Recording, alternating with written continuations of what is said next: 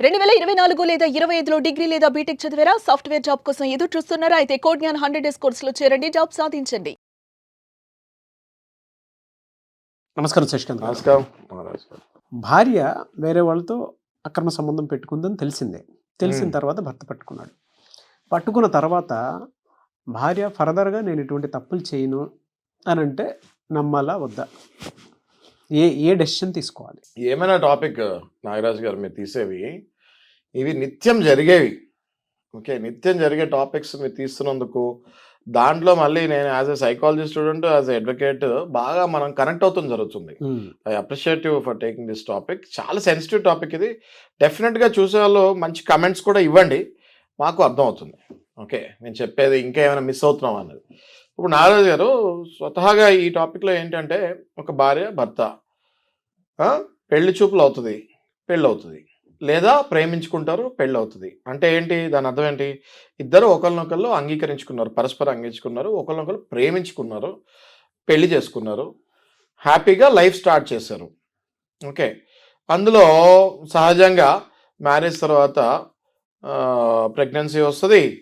Okay, తండ్రి అవ్వబోతున్నానన్న happiness మగవాడికి వస్తుంది, తల్లి అవ్వబోతున్నానన్న హ్యాపీనెస్ తల్లికి వస్తుంది, భార్యకి వస్తుంది. ఇద్దరు ఏం ఫిక్స్ అవుతారు? ఎవరైనా పుట్టని, అమ్మాయి అయినా పుట్టని, అబ్బాయి అయినా పుట్టని, హెల్దీగా పుడితే చాలు అని అనుకుంటామా లేదా? రైట్, చాలా హ్యాపీగా అనుకుంటాము.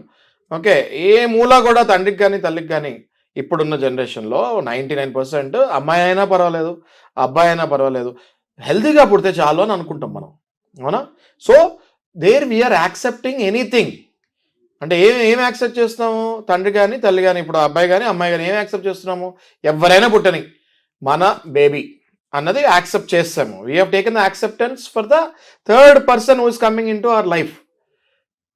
ఫస్ట్ సెకండ్ పర్సన్ ఎవరవుతారు? భార్య భర్త ఫస్ట్ సెకండ్ పర్సన్ అవుతారు. అంటే దీని అర్థం ఏంటి అంటే, రాబోయే 9 నెలల తర్వాత పుట్టబోయే పాప గురించి మీరు ఇప్పటి నుంచే యాక్సెప్టెన్స్ తీసుకుంటున్నారు ఇద్దరు కలిసి. అంటే మొదటిగా మీరిద్దరు ఒకరినొకళ్ళు యాక్సెప్టెన్సీ తీసుకున్న తర్వాతనే ఈ యాక్సెప్టెన్సీ తీసుకుంటారు.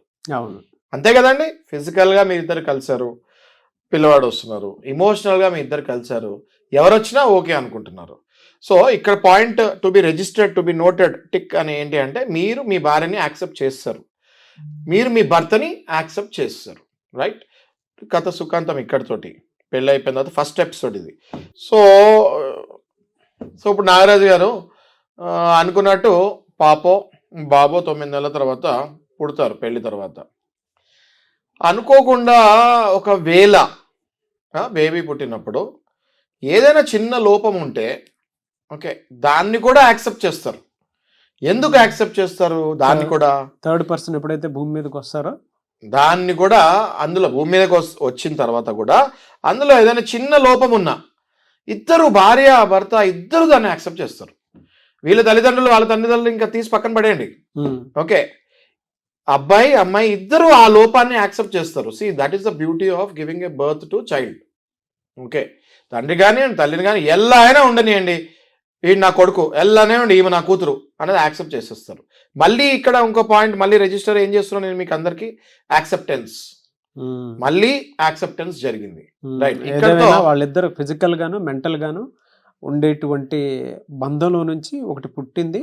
వి షుడ్ యాక్సెప్ట్ అంటే ఆ ఇద్దరిది ఉంది, వాళ్ళు యాక్సెప్ట్ చేస్తారు. చూడు ముక్కు నీలా ఉంది, చెవు నాలా ఉంది, కళ్ళు నీలా ఉన్నాయి, జుట్టు నీలా ఉంది, ఇలా కంపేర్ చేసుకొని వాళ్ళు చాలా హ్యాపీగా అయ్యి ఏదో చిన్న లోపం వచ్చినా కూడా ఏం పర్లేదు, మన కొడుకు మన కూతురు అని యాక్సెప్ట్ చేస్తారు. ఇద్దరు ఒక మాట మీద ఉంటారు, ఒక్క మాట మీదే ఉంటారు, నా తప్పు అట్లా ఏమీ అనుకోరు, అసలు అనుకోరు. దే విల్ యాక్సెప్ట్ అండ్ దేవుడు ఇచ్చిన వరం అన్నట్టుగా తీసుకొని they will go forward. Okay, ఇక్కడతో ఫస్ట్ ఎపిసోడ్ అయిపోతుంది నాగరాజు గారు. ఇప్పుడు సెకండ్ ఎపిసోడ్ స్టార్ట్ అవుతుంది. చూడండి చాలా జీవితాలు ఎలా మారుతాయి అన్నది మనం డిస్కస్ చేద్దాం. సెకండ్ ఎపిసోడ్ స్టార్ట్ అవుతుంది. మళ్ళీ అందరూ పాప పెరుగుతాం జరుగుతుంది, స్కూల్లోకి వెళ్తాము, ఇవన్నీ మళ్ళీ యథావిధిగా రొటీన్ లైఫ్లో పడతారు. అబ్బాయి అమ్మాయి ఇప్పుడు అందరూ వర్కింగ్లో ఉన్నారు, they get in to routine life.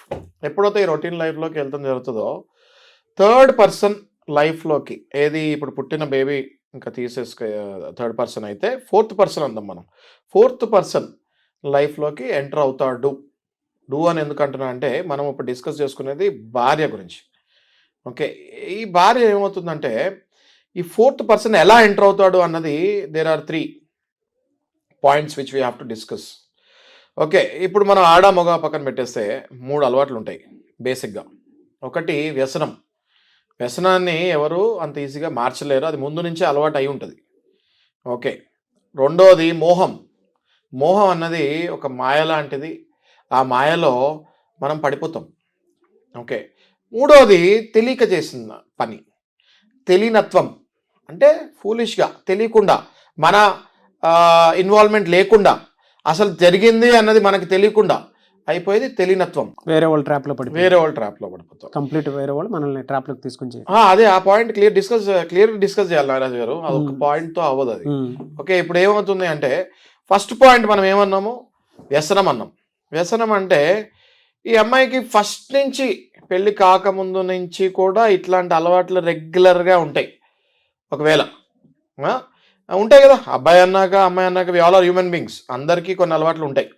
Okay, అంటే సరైన పెంపకం లేకనో, లేకపోతే బ్యాడ్ ఫ్రెండ్షిప్లో పడతామో, లేకపోతే ఇది తప్పు అని ఆపిన వాళ్ళు ఎప్పుడూ లేకపోతాం వల్లనో లైఫ్లో అదొక వ్యసనంలాగా అయిపోతుంది. ఆల్మోస్ట్ మనం మీడియాలో చాలా న్యూస్ చూస్తాం జరిగింది గత 2-3 ఏళ్ళ నుంచి కూడా.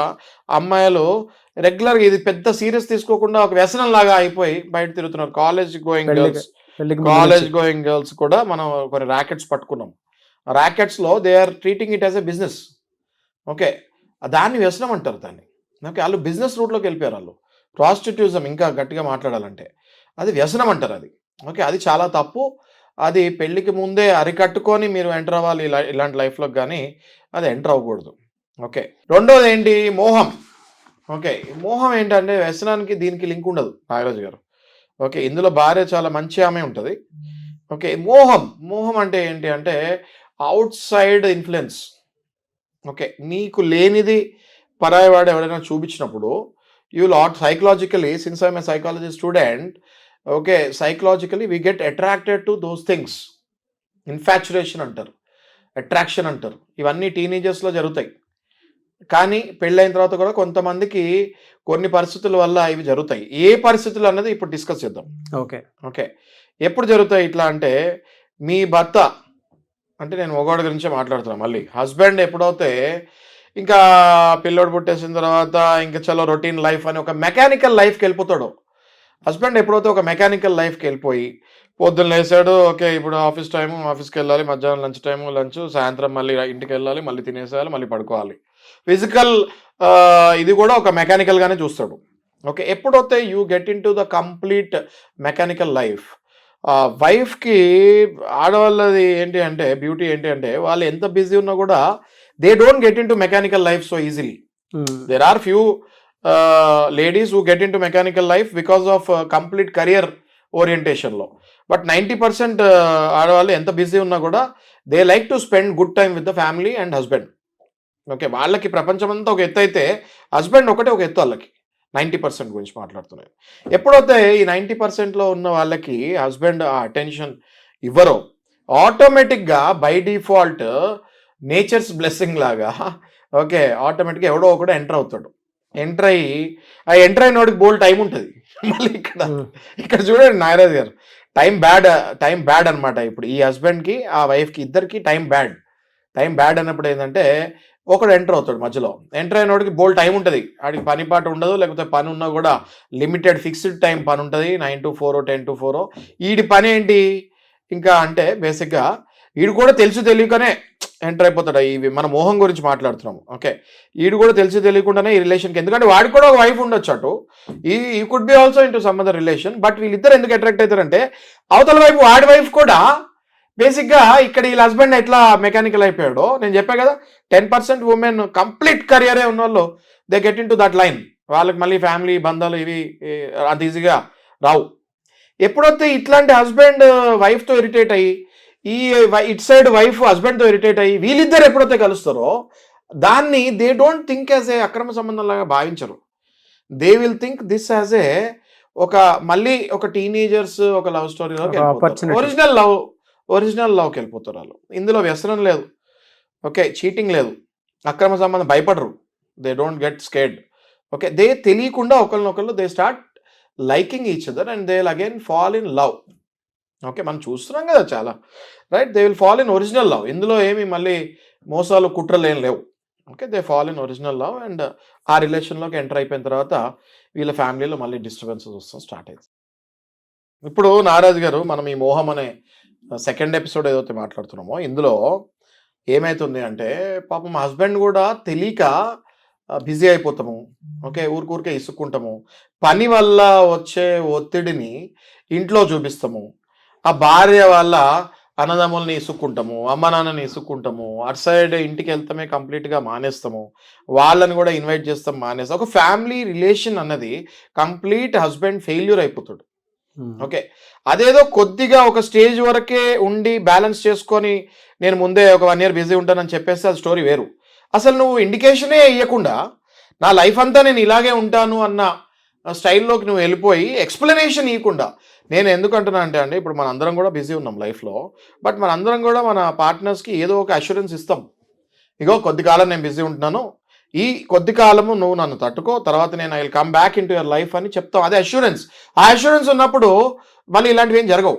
ఎప్పుడైతే అష్యూరెన్స్ లేకుండా ఇండెఫినెట్ స్టైల్లో, ఓకే, ఇన్ఫినిటీగా ఇదే మూమెంట్లో నేను వెళ్తూ అసలు భార్యను పట్టించుకోకుండా, ఏ గ్యారంటీ ఏ అష్యూరెన్స్ ఇవ్వకుండా ఇంకా మన లైఫ్ ఇలాగే ఉంటుంది అని ఫిక్స్ అయిపోయిన హస్బెండ్స్ దగ్గర వైఫ్స్కే ఇలాంటివి జరుగుతాయి.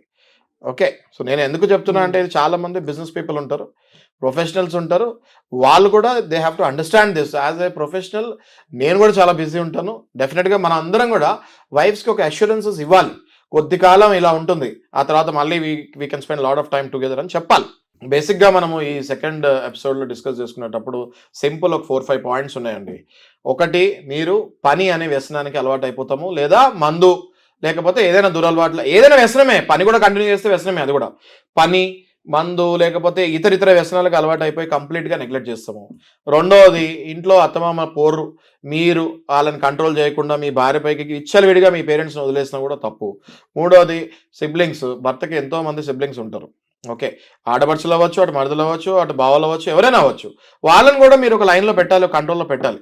ఎప్పుడైతే మీరు బిజీ అయిపోయి లేకపోతే ఈ వ్యసనాలకు అలవాటు అయిపోయి వాళ్ళని వదిలేయడం జరుగుతుందో మీ భార్య మీద ఒత్తిడి భయంకరంగా పెరుగుతుంది. అవునండి. అంటే కొంతమంది ఇళ్లలో మనం చూస్తూ ఉంటాం, అటు హస్బెండ్ ఎప్పుడైతే ఇంట్లో పట్టించుకోకుండా వెళ్ళిపోతూ ఉంటారో, మీరు ఇందాక అన్నట్టు ఆడపడుచుల నుంచి వీళ్ళకి భయంకరమైనటువంటి మానసిక ఒత్తిడి వస్తుంది. అత్తమామల నుంచి వస్తుంది, లేదు వీళ్ళ మరిది అనేటువంటి పేరు మీద నుంచి కూడా కొంత ఒత్తిడి వస్తుంది. అటు పిల్లల దగ్గర నుంచి వస్తుంది, లేదు ఈయనకి చెడు అలవాట్లు ఏమైనా ఉంటే దానికి సంబంధించినటువంటి వాటిల్లో ఆయన బిజీ అయిపోవటం వల్ల కూడా ఇటువంటివి జరిగే అవకాశం ఉంటుంది. వాళ్ళేమీ ఊరికే కావాలని కదా, వాళ్ళు ఒక సెల్ఫ్ సింపతిలోకి వెళ్ళిపోతూ ఉంటారు. ఫైనాన్షియల్ ఇండిపెండెన్స్ జీరో చేసేస్తాం. ఫైనాన్షియల్ ఇండిపెండెన్స్ మీరు జీరో చేసేసి, ఇప్పుడు మనం రెగ్యులర్గా మనం ఏం అలవాటు అయిపోయింది, పాతకాలంలో లేం కదా మనం. ఇప్పుడు రెగ్యులర్గా ఏం వెళ్ళిపోయింది, ఏదో ఒక స్నాక్స్ కావాలి ఇంట్లో.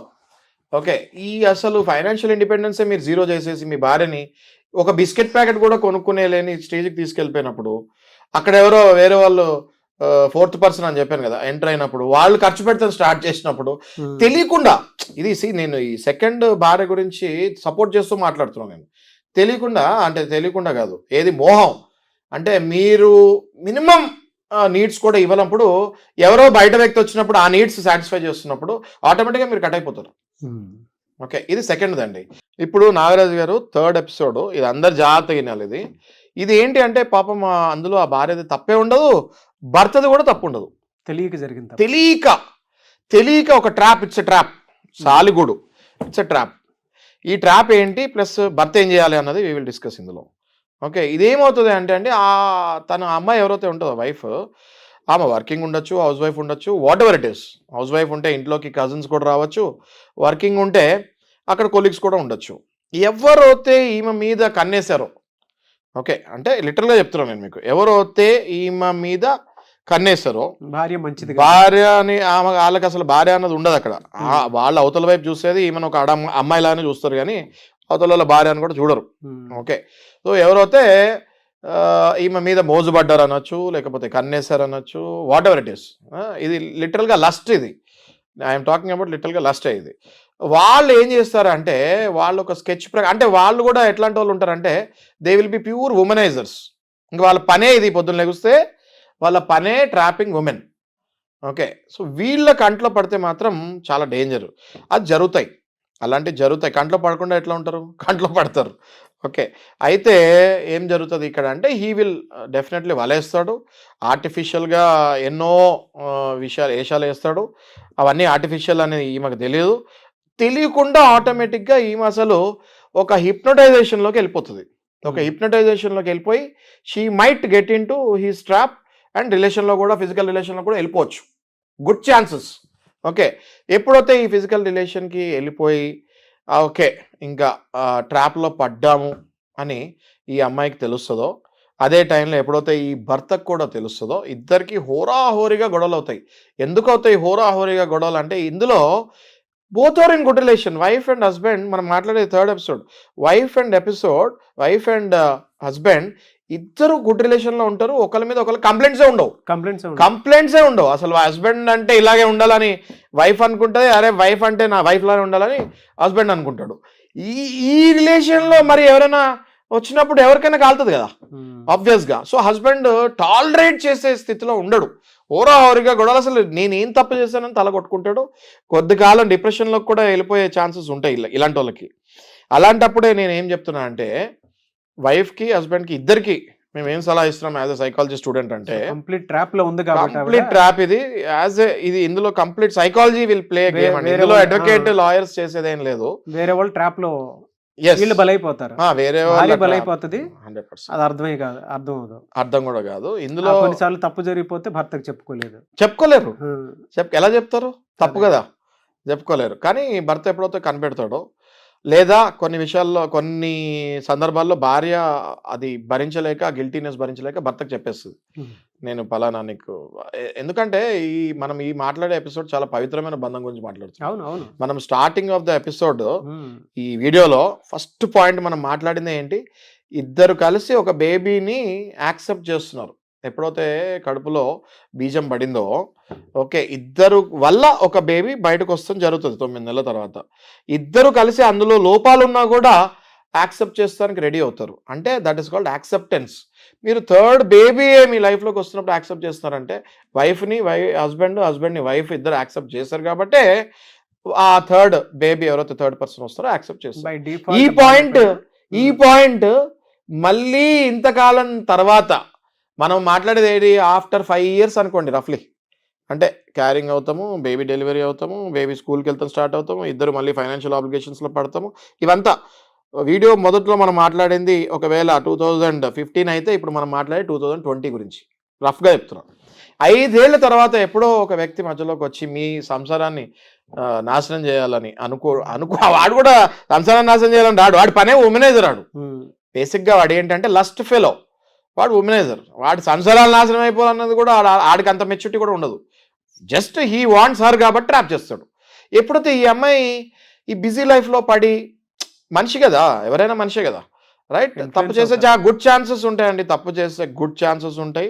మేల్ అండ్ ఫీమేల్ అంటేనే both genders attract towards each other. ఇది మనము we have to get biology in to the picture now. Male female అంటేనే ఆటోమేటిక్గా they attract towards each other. Attract అవ్వట్లేదంటే మళ్ళీ ఇందులో కూడా ఏదో ప్రాబ్లం ఉన్నట్టే లెక్క. ఫిజికలీ అట్రాక్ట్ అవుతారు, అట్రాక్ట్ అవ్వకుండా ఆగాలి. అప్పుడే భార్య భర్త అనే రిలేషన్ కలకాలం వర్ధిస్తుంది, రైట్. సో ఇందులో తెలియకుండా అట్రాక్ట్ అయిపోయి భార్య ట్రాప్లో పడి భర్తకు తెలుస్తుంది. భర్త డిప్రెషన్లోకి వెళ్తాము, హోరాహోరీ గొడవలు జరుగుతాం, అంతా జరుగుతుంది. కానీ మీరు పిచ్చోళ్ళలాగా డిప్రెషన్కి వెళ్ళి దేవదాస్ అయిపోతే మీరు సాధించేది ఏం లేదు. ఫస్ట్ ఆ టైంలో మీరు మీ తల గట్టిగా కొట్టుకొని కూర్చొని ఇందులో నా లోపం ఏమీ లేకుండా నా భార్య వెళ్ళిపోయింది, నా భార్య నన్ను రెగ్యులర్గానే ప్రేమిస్తుంది, అయినా కూడా ట్రాప్లో పడింది అంటే ఇది ఆమెది కూడా మిస్టేక్ కాదు, నాది కూడా మిస్టేక్ కాదు, ఇది చేసింది ఎవడో వేరేవాడు. వాడి గురించి ఆలోచించండి. You think about that guy who did this. ఎప్పుడైతే వాడి గురించి ఆలోచించి మీరు వాడి క్యారెక్టర్కి వెళ్తారో, వాడి బ్యాక్గ్రౌండ్ ఎప్పుడైతే మీరు బయటకు తీస్తారో, ఓహో వాడు రెగ్యులర్ అఫెండర్, వాడు హ్యాబిచ్యువర్, రెగ్యులర్గా ఇట్లాంటి పనులు చేస్తూ వచ్చాడు, నా భార్య 10వ అమ్మాయి వాడి లైఫ్లో ఇట్లా చీట్ అవుతాము అని మీరు ఆ అబ్బాయి గురించి ఆలోచించినప్పుడు, వాడి క్యారెక్టర్ ఎంత డర్టీ క్యారెక్టర్ ఆలోచించినప్పుడు మీ భార్యని మీ భార్యలో తప్పు లేదు అన్న విషయం డైజెస్ట్ చేసుకొని అప్పుడు మీరు మీ భార్యని రెస్క్యూ చేయాలి. ఏం చేయాలి నాగరాజు గారు? Rescue. You have to take her out of his trap. ఒకవేళ రెస్క్యూ చేయకపోతే ఇందులో మీ భార్యతో పాటు మీతో పాటు మీ పిల్లలు కూడా లైఫ్ సర్వనాశనం అయిపోతుంది. You have to rescue your wife and కూర్చోపెట్టి అలాంటి టైంలోనే మీరు ఇలాంటి తీర్థయాత్రలకు వెళ్ళాలి. తిరుపతి కానీ, షిరిడి కానీ, లేకపోతే అనేక తీర్థయాత్రలు ఉంటాయి. చర్చెస్కి వెళ్ళొచ్చు, మాస్కులకి వెళ్ళొచ్చు, వాట్ ఎవర్ ఇట్ ఈస్, ఎవరి నమ్మకం వాళ్ళది. స్పిరిచువాలిటీలోకి దిగి కొద్ది కాలం మీరు ఈ జరిగిన విషయాన్ని ఎందుకంటే ఆమె చాలా బాధపడుతూ ఉంటుంది లోపల. అయ్యో నా తప్పు లేకుండా, నా మొగుడు తప్పు లేకుండా నేను ఇలాంటి అడిగేసాను అని లేడీస్ ఏమవుతారంటే చాలా బాధపడతారు. బాధపడి దే గెట్ ఇన్ టు డిప్రెషన్కి వెళ్ళి సూసైడల్ టెండెన్సీస్కి వెళ్ళిపోతారు వీళ్ళు. మీరు మీ భార్య ఏదో తప్పు చేసింది అన్న పిచ్చి ధ్యాసలో ఉండి మీ భార్యను మీరు చంపుకోకుండా ఉండాలి అంటే ఆ అబ్బాయి క్యారెక్టర్ తీసి ఇన్స్పెక్షన్ చేసి ఎవరిది తప్పు ఏంటి అన్నది ఫస్ట్ ఒక తూకంలో వేయాలి. డెఫినెట్గా ఒక తూకంలో వేయాలి. తూకంలో వేసి నా భార్యది ఇందులో ఏమి తప్పు లేదు అని క్షమించిన రోజు మీరు సరైన మొగోడు, సరైన హస్బెండ్ అని మీరు అనిపించుకునేది అప్పుడే. సో ఇందాక మాట్లాడుకున్నట్టు మనం ఏదైతే ఫస్ట్లో మాట్లాడుకున్నామో, ఎట్లా మీ కడుపున పండంటి బిడ్డ ఒకవేళ చిన్న లోపంతో పుట్టినా మీరు ఎట్లా యాక్సెప్ట్ చేస్తున్నారో సేమ్ అలాగే మీరు మీ భార్యని దాన్నే యాక్సెప్టెన్స్ అంటారు. ఓకే, ఎందుకంటే ఇందులో అసలు కంప్లీట్గా తెలియకుండా ఆ ట్రాప్లో పడిపోయారు కాబట్టి ఆ అబ్బాయి అవతలవాడు చాలా చెడ్డవాడు కాబట్టి మీ భార్య తప్పు ఏమీ లేదు 1% కూడా. ఒకవేళ ఫిజికల్గా ఇన్వాల్వ్ అయినా కూడా ఈ జనరేషన్లో చాలామంది ఒకరినొకరు ఫర్గివ్ చేసుకొని ముందుకెళ్తున్నారు. ఎందుకంటే వాట్ ఈస్ ద గ్యారంటీ? తర్వాత మీరు ఇంకో లైఫ్ పార్ట్నర్ వస్తారు మీ లైఫ్లోకి. వాళ్ళు ఇంతకు ముందే ఫిజికల్ ఇన్వాల్వ్ అవ్వచ్చు, తర్వాత ఫిజికల్గా ఇన్వాల్వ్ అవ్వచ్చు. ఇవాళ రేపు లివిన్ అనేది కామన్ అయిపోయింది. మీరు ఎవరిని you can't guess in anyway. And plus మీరు కూడా ఆలోచించుకోండి, మీ లైఫ్లో మీరు ఎప్పుడు ఎవరికి అట్రాక్ట్ అవ్వలేదా? హస్బెండ్ని కూడా మీరు కూడా ఆలోచించుకోవాలి. మీ లైఫ్లో మీరు ఎప్పుడు ఏ అమ్మాయిని చూసి అట్రాక్ట్ అవ్వలేదా? అది రాంగ్ అది. సో అట్రాక్షన్స్ అన్నవి మేల్ అండ్ ఫీమేల్లో కామన్. అప్పుడప్పుడు శృతి మించి తప్పులు తెలియకుండా జరిగిపోతాయి. క్షమించి యాక్సెప్ట్ చేసినప్పుడే మీ లైఫ్ సుఖంగా ముందుకెళ్తుంది and you will have a beautiful life. దాని తర్వాత అంత కంపాటబిలిటీ వచ్చిన తర్వాత ఆ దేవుడు కూడా మేము ఇద్దరిని విడగొట్టలేరు. ఇందాక ఒక మాట అన్నారు, అంటే తీర్థయాత్రలకు వెళ్ళిపోవటం బెటర్ అని. True sir. ఆ టైంలో స్పిరిచువల్ బలం చాలా అవసరం. వైఫ్ అండ్ హస్బెండ్ మధ్య ట్రస్ట్ ఇంకా బిల్డ్ అవ్వాలి అని అంటే చాలామంది అంటే ఊళ్ళల్లో మనం చూస్తూ ఉంటాము, వాళ్ళకి గాలి సోకింది అందుకే ఇలా చేశారు. ఈ వర్డ్ కరెక్ట్. అంటే మీరు చెప్తుంటే నాకు అర్థమైంది. కరెక్ట్. ఆ సమయంలో మనల్ని మనం నిగ్రహించుకొని ఏదైనా చేయకుండా ఉండాలి అని అంటే ఖచ్చితంగా మన బిలీఫ్ సిస్టమ్ స్ట్రాంగ్ గా ఉండాలి. ఇది పట్టుకొని ఇంతకు ముందు మాంత్రికుల్లాగా వచ్చి ఏదో సోకిందని కొట్టేవాళ్ళు. తెలియకుండా నీలో ఎవరో ఉన్నారని. దాని మీనింగ్ ఏంటి అని అంటే మానసికంగా అవుట్ ఆఫ్ వరల్డ్ లోకి రావాలి అని అంటే ఒక స్పిరిచువల్ ప్లేసెస్ కనుక వెళ్ళి కూర్చొని భార్యాభర్తలు మానసికంగా ప్రశాంతంగా ఉండి మాట్లాడుకోగలిగితే క్షమాపణ అనేది అది టెంపుల్లో రూపంలో దొరకవచ్చు, వేరే అదర్ ప్లేసెస్ రూపంలో కూడా దొరకవచ్చు. ఫర్గివ్నెస్ అన్నది, సైకాలజీ ఉన్నది. క్షమించటం అన్నది, ఎంత పెద్ద తప్పు చేసినా యాక్సెప్టెన్స్ అనేది చాలా ఇంపార్టెంట్. క్షమించటం అన్నది చాలా పెద్ద వరం అండి, చాలా పెద్ద వరం. ఒక్కసారి క్షమించేస్తే చాలా రిలేషన్స్ మళ్ళీ ప్యాచప్ అవుతాయి. ఓకే సార్, మరి అంటే ఇందాక ఒక మాట అన్నారు కదా, 3 టైప్స్ అన్నారు మీరు. వ్యసనం ఒకటి, మోహం ఒకటి, తెలియక జరిగేటువంటి తప్పులని. కొంతమంది వ్యసనంలో ఉండేటువంటి వాళ్ళు ఇలా హస్బెండ్ జీవితాల్లోకి వచ్చి వాళ్ళ జీవితాలను నాశనం చేసేస్తూ ఉంటారు. వాళ్ళ పరిస్థితికి ఎట్లా అసలు, అంటే వాళ్ళని ఆపలేము, వాళ్ళు ఏ రకంగానూ క్షమించలేము, దాన్ని ఎలా బ్రేక్ చేయాలి అసలు? ఇది మళ్ళీ this is one more topic Nagaraju గారు, కంప్లీట్ డీవియేషన్ ఈ టాపిక్కి. అలాంటి భార్యల్ని భర్తలు ఇది మన టాపిక్ డిస్కస్ చేసే ముందు, ఎలా వదిలించుకోవాలని డిస్కస్ చేసే ముందు ఫస్ట్ ఈ వీడియో వెళ్ళనియండి, దీనికి ఒక 1 lakh వ్యూవర్షిప్ రానియండి, ఒక 1000 కమెంట్స్ అయినా రానివ్వండి, ఇది షేర్ చేయండి. బేసిక్గా మీరు ఎప్పుడైతే ఇలాంటి వీడియోస్ చూస్తారో షేర్ చేయాలి. షేర్ చేస్తూ ఉంటేనే వ్యూవర్షిప్ పెరుగుతుంది. అప్పుడు పార్ట్ 2 చేస్తాము. అంటే ఎంతమంది కావాలనుకుంటారు? వ్యసనం బారిన పడినటువంటి వైఫ్ కనుక మీకు ఉంది అని మీకు అనిపించినప్పుడు తప్పులు రెగ్యులర్గా చేసుకుంటూ వెళ్ళిపోతున్నారు, వాళ్ళకి లీగల్గా ఎన్ని శిక్షలు ఉన్నాయి, ఏం చేయొచ్చు అనేటువంటి విషయం మీకు కావాలనుకున్నప్పుడు కింద కామెంట్ బాక్స్లో నాకు పార్ట్ 2 వీడియో కావాలని మీరు కనుక షేర్ చేసి కనుక మీరు అడిగితే డెఫినెట్గా చేస్తాం. 1 lakh వ్యూవర్షిప్ ఉండాలి, అంతే కదండి? అంతే, చాలు. 1 lakh చాలు మనకి. 1000 కామెంట్స్ 1 lakh వ్యూవర్షిప్ ఉంటే వెంటనే, ఇప్పుడు నేను మీకు చెప్పాను కదా, భర్తలు చాలా మంది ఆలోచిస్తుంటారు, మీరు చాలా మంచి భార్య గురించి మాట్లాడారు సార్, మరి ఫస్ట్ వ్యసనం ఉంటే ఎలా అని. అది నేను మీకు సెకండ్ ఎపిసోడ్లో దీని తర్వాత చెప్తాను. వాళ్ళు అడిగితే డెఫినెట్లీ మీ రిక్వెస్ట్ మీద we will do 1 more video for you immediately. Anyways, thank you అండి. Thank you so much Yashwant గారు.